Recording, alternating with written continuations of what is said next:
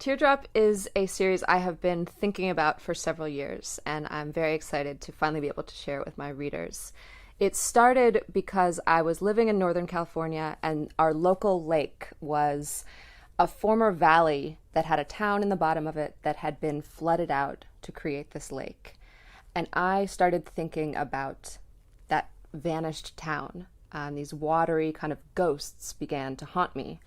I started reading flood narratives to try to figure out what happens when a civilization is lost under the water, what remains down under there, what's washed away, and can love survive in the new world after that flood. I was really drawn to Plato's Atlantis. I was drawn to Noah's Ark. I was drawn to the Epic of Gilgamesh. There are all of these flood narratives. Every culture has one. Atlantis stood out to me because it felt so magical. It's kind of the grandmother of all civilization.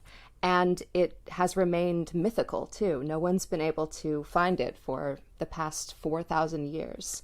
Yet it haunts all of us, and we're all fascinated with this idea of a really advanced civilization that's disappeared.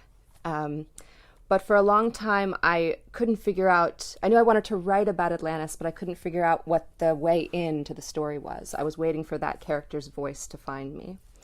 And one day I was crying, doesn't matter about what, but I was talking to my husband, and I couldn't make him understand how I was feeling. And at a certain point in the conversation, the words failed us. And he reached out and he put his finger into the corner of my eye and touched the teardrop that was about to fall. And he captured it on his finger, and he carried it to his eye, and he put it into the corner of his eye and blinked and absorbed my tear.